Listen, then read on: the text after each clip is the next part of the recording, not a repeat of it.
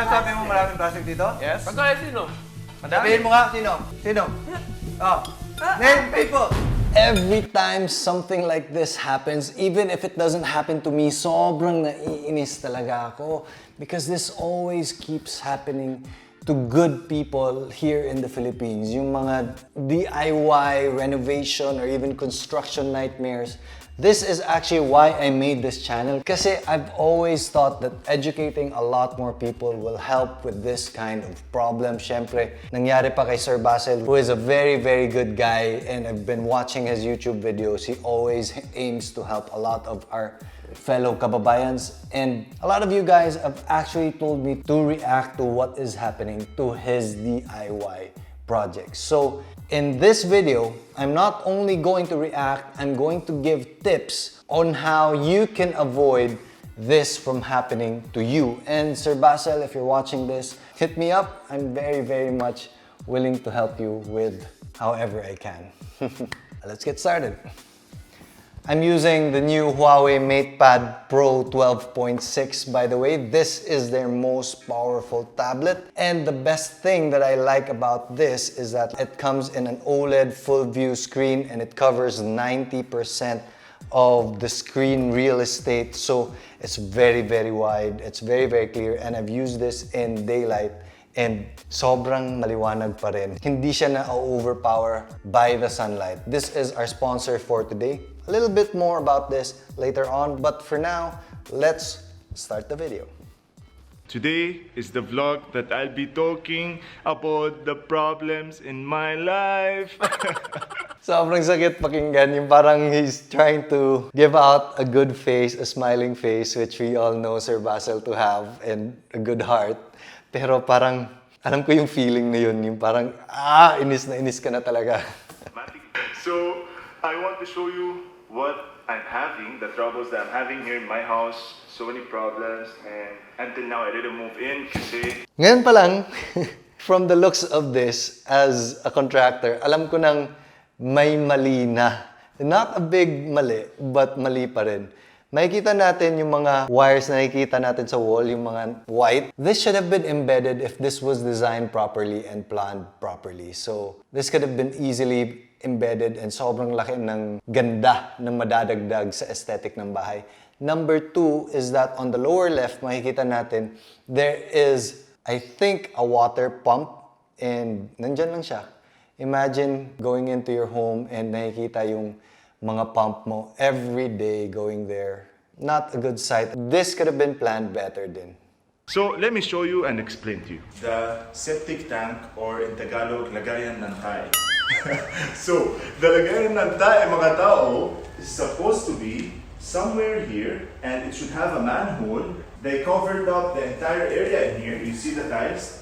They just put tiles everywhere. I remember the manhole was somewhere here, in this area. So basically, it just looks like it's a part of the flooring. So, not only is his problem walang cover yung septic tank, nakikita ko na may water pump malapit sa septic tank, which might be an issue. For example, nagli-leak yung septic tank mo and malapit sa drinking water or water na ginagamit mo panligo, it's not totally sanitary. Especially considering hindi maganda yung pagkagawa ng septic tank, most likely. And especially because yung septic tank niya is a garage on top. And the septic tank is not designed well. Posible kasi everyday may mabigat na kotse dumadaan over the septic tank and all the other tanks. That might lead to cracking or leaking of the septic tank, and that could become a very, very big problem in the future when it comes to hygiene or structural integrity and a lot of other problems pa. Another problem, mga tao, the switch of this light and the fan there, the ceiling fan, is one switch. So basically, if you want to turn on the fan, you will have to turn on the light. Kahit if it's night time and you want to use this light, automatically you will turn on the ceiling fan there. This is from a lack of planning, and to be honest, ito yung dito ako naiinis talaga because alam natin that the people doing his house didn't care at all. They just want to get money and be done with it. This is a very, very easy fix. Just put in another wire. Yung ceiling nyo naman is very easily removable, and I'll give more tips later kung paano na hindi mo sila babayaran hanggat sa maayos nila to. Pero this is so bad. This can easily be fixed. Dito may nice switch, di ba? You see how they left? Yung mga ganito, yung mga light switch na hindi tinatapos, or light switch na tabingi, or light switch na mas malaki yung butas kaysa sa light switch, or pag nagpintura sila and napipinturahan yung light switch, dun talaga ako nati-triggered. Because it just shows that they don't care at all. Like, oh my God. Affected ako. They left it like that. Kulay blue, orange, and this wala siya cover. So ito, installer na aircon. You see, he left it that butas like that. So I need to repair that. I need to do retouches here.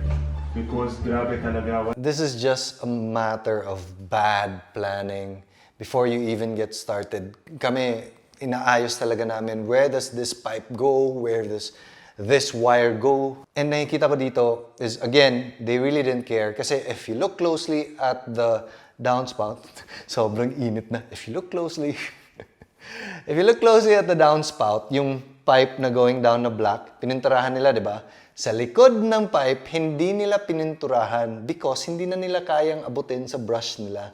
They really didn't care. Proper way to do this would be to remove that pipe muna, pinturahan muna natin lahat yung nasa likod, and then paint the pipe properly, and then put it back together para malinis. Second, if you can see that the column is very, very dirty, I feel like they didn't do this in the proper sequence. Dapat last or one of the last na yung pagpintura. If not, you do one more coat so that sobrang linis ng pag-turnover ng bahay. Again, we'll talk more about how you can avoid this after we react to the video. Another problem here mga tao, come I'll show you. So, look at the tiles of the stairs. So they didn't put enough cemento and they did not put enough grout. Now, look at it. It's gonna like come out. The problem is not only about maluwag yung tiles. It's very badly cut. Nachi-chip na yung corner. It's not grouted. And yung pagcut niya, it's just badly done. Diba, for example, yung tile, dito nakikita natin, it's that and that. Mali.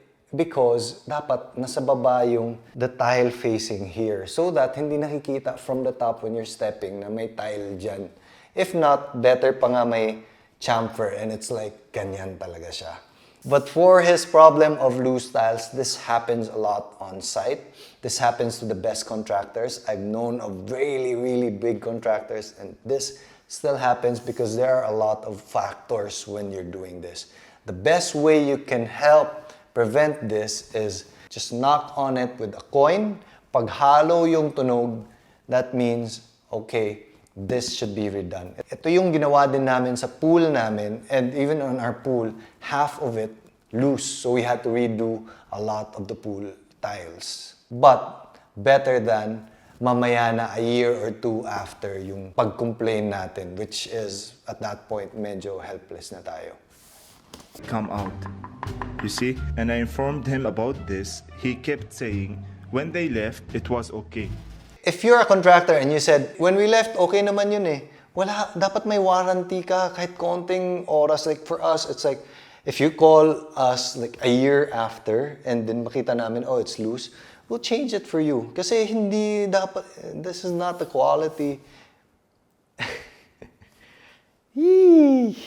This is what you call a nightmare. Somebody tell me, please, how can this be removed on its own? Hindi ko intindihan. So, this one, it can be removed on its own pag hindi maayos yung paggagawa. There are a lot of aspects that make tiles loose. For example, nilagay ko yung tile and then sa gilid may nagba-vibrate. Let's say for example, someone is doing heavy equipment work, nalulusin yung tile. Or paminsan, sobrang init and natutuyo na yung glue or adhesive na ginagamit natin before nalagyan ng tile. Paminsan din, just sa sobrang init, nagmo-move talaga yung tile. It's just part of it. But the best contractors will help you fix that problem. so when you look at it here, you see, oh, it does have grout. on this side, on this side. Ito yung sinabi ko na if you're looking from the top, nakikita mo yung dugtungan ng tile. Sobrang pangit siya. It should be under. Or it should be mitered sa edge so that it forms a 90-degree angle talaga. These are very, very small things, but these help make a house look so much better. The devil is in the details, and the details are usually in connections. Connection from the door jamb to the wall, the tiles to another tile, or mga corners. So, yeah, always look at the corners and the connections. When you're dealing with a lot of people, they're renovating your house, and they have a back job, they don't want to come back for it. It's something really, really masakit sa ulo. And this is part of your journey when you're renovating your house. So you're gonna experience a lot of this stuff if you're not like, if you're not hands-on, you're not watching them. Like these problems I told you, hindi siya pantay. So, itong sinabi ni Sir Basil is actually a misconception na pag binantayan mo yung tao, you'll get a better job. If you're doing a DIY or home renovation project, as long as babantayan mo sila, they'll do a better job. The problem is they'll do a better job aesthetically, the ones that you understand. Pero there are a lot more things that you need to look out for. And if you don't know what you're looking for, hindi mo talaga sila mababantayan. That's why we always recommend to hire professionals. I'm doing a housing project now. Even ako, kahit alam ko na kung paano magbabantay nito, I hired a separate QC and project managing team just to make sure lahat ng mga aspects ng bahay, every day may nagbabantay. And yung nagbabantay, alam nila kung ano ang dapat talaga. So pag mga DIY projects kasi, say for example, sasabihin, nagpipintura sila and feeling mo mali. Parang mali yung pamaraan nyo. Di ba magsiskim coat muna bago magpintura? And then sasabihan ka lang na, ma'am, hindi, ganito talaga yun. Ganito talaga. Anong masasabi mo if you're not technically inclined? You say, okay, sige, ganyan pala yun. So, nadadala tayo sa mga ganyang diskarte. Na, ganito talaga yun, ma'am. Tatapusin pa lang yan. After, ma'am, gagawa pa kami ng one more coat. You really have to have professionals on your side. So all the lamination came out, look at it. That's how it looks like. The lamination all. So, for example, ito, nilalaminate nila. I don't know anything about lamination. And I can't even begin to say I can supervise this. Sasabihan ka, sir, rugby lang to sir, didikit na to. We'll just make sure na malinis, didikit na to. And then mali pala yun, hindi pala yun yung proper way of doing things. So dun ka maloloko, if you're trying to supervise something you know nothing about. I'm not saying that he's doing this, pero ito lang palagi kong naririnig kasi na, babantayan ko lang ng maayos, okay na ako. Just look at his counter.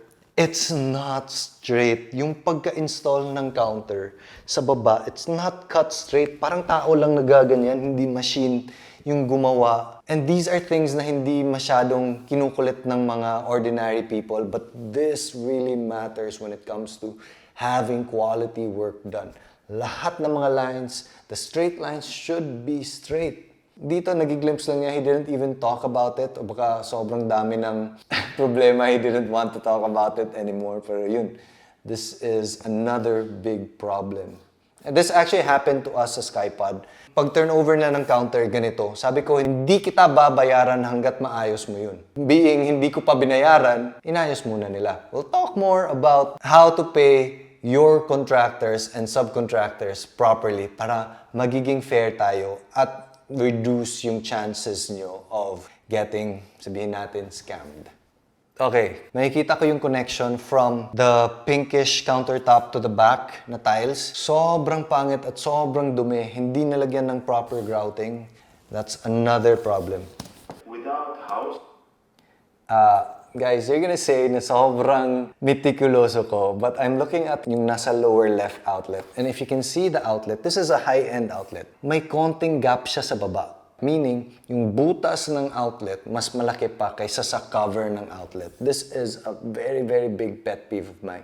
Meaning, hindi nila inayos properly yung pagbutas for the outlet. It's a very small detail, but the house will look unfinished if this happens. And there are certain things that they also didn't finish and they didn't fix it good. Just like katulad, this plug in here, see? Ito yung sinasabi ko, yung mga plug na pinturahan pa. Like, you can remove the cover, paint, and then put the cover back in. I understand that house or any big construction project is very complicated and meron talagang mangyayaring mali. But what I cannot accept is something na parang wala ka na talagang pakialam. You just did your job for the sake of doing a job and getting paid, and then out ka na. This is an example of what is happening here. So another problem here, let me show you. Ang ganda sana ng design ng bahay niya eh. It's just not executed properly. Like for example, itong outlet na pinapakita niya, parang all around the outlet, again, hindi nila nabutasan ng maayos before finishing it properly, and they're just trying to cover the butas with, I don't know, skim coat ata to na sobrang kapal, or I don't know. Nawawala yung magic ng bahay when you can see yung mga slight imperfections here and there, here and there. So again, the details really matter. They asked me to buy many sets, more than 2 times, and I bought and I brought it here, and they put it in the garbage and they never installed it here. I just found it in the garbage after they left. Isa din pala to, guys. When you're buying things in your house, make sure you're buying the right quantity. Alam niyo kung ano yung dapat na quantity. Kasi ang daming mga ninanakaw na mga light switch or mga bulbs or whatever it is that's expensive. Parang, ma'am, kailangan pa namin ng bagong light switch. Ma'am, kailangan pa namin bagong bulbs. Ayun pala, hindi ginagamit sa bahay niyo, dinadala sa bahay nila, or ginagamit sa ibang projects. So, make sure you have a pre-agreed upon quantity. Like example, mga tao, look at our switch here. Guys, makikita pa natin yung drip ng paint. And yung pagkapintura is sobrang pangit. Sir Basil chose to go with matte finish, which is a harder finish to maintain and a harder finish to keep clean. So, mas nakikita pa yung mga imperfections. So this is here also, another water pump in here. So I'm not sure if they installed it right this time. I'm not sure about the water pump, pero mukhang maliit yung water pump. One more concern when it comes to doing things DIY is that hindi natin alam yung mga codes na dapat fina-follow. For example, itong outlet niya should have been a GFCI outlet. Number 1, because it's outdoor. Number 2, it's near water sources like this pump. So yung GFCI, nag-automatic siya na pinuputol niya yung kuryente whenever it senses water. So this could have been done better. Alright, that was crazy. There are so many things that you can do to keep this from happening to you. And we'll talk about them in a bit. But for now, let's thank our sponsor for today, the new Huawei MatePad Pro 12.6. Now, kanina sinabi ko, sobrang ganda ng screen niya. This is actually the Huawei Full View display, and it's super, super immersive because of that 90% screen to body ratio. So, if you look closely, ang laki ng screen niya in relation to the body. That is the biggest ratio in the world.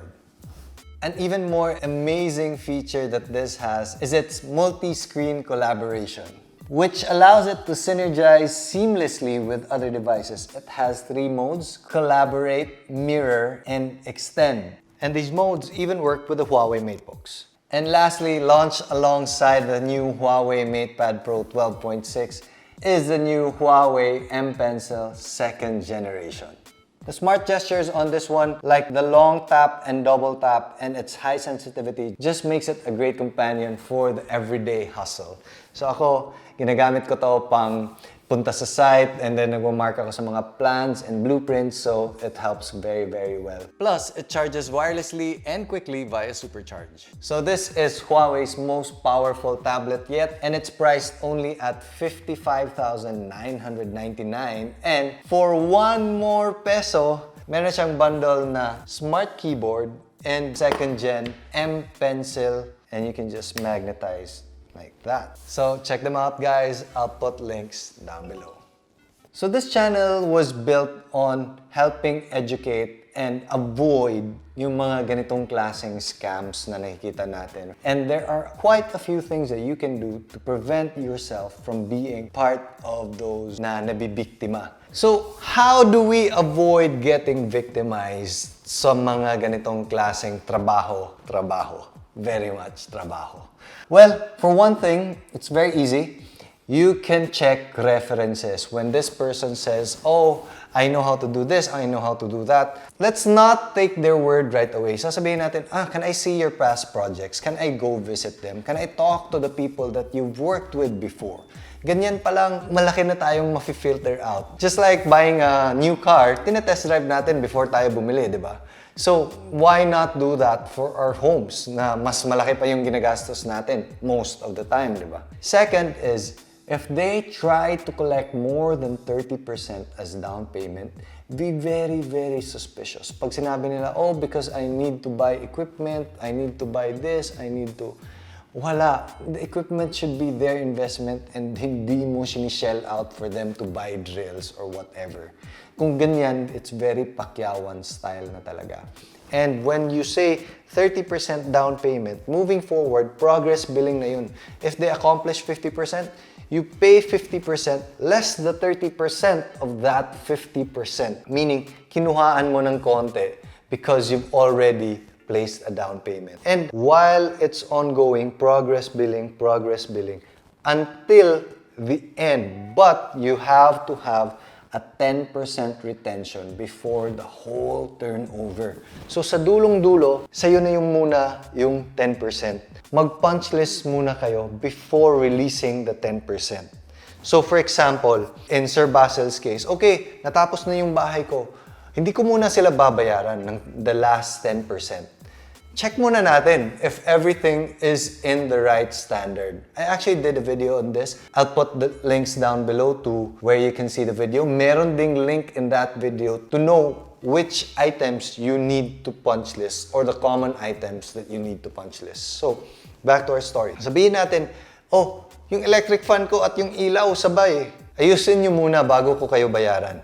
So, you have a certain power over it. So pag nagkaintindihan na kayo ng list of things to rectify, again, that's called a punch list, you just make sure that everything is accomplished and then after that, pwede mo nang bayaran ng 10%. So that helps you a lot when it comes to having some sort of a guarantee na hindi ka maloloko. And lastly, I think mafe-feel yun na when I was watching the video is to always hire the proper professionals, guys. Because these people know what to do, and by hiring professionals, I promise you, you'll be saving a lot more than if you were to do it on your own, because these professionals can direct you to the best suppliers.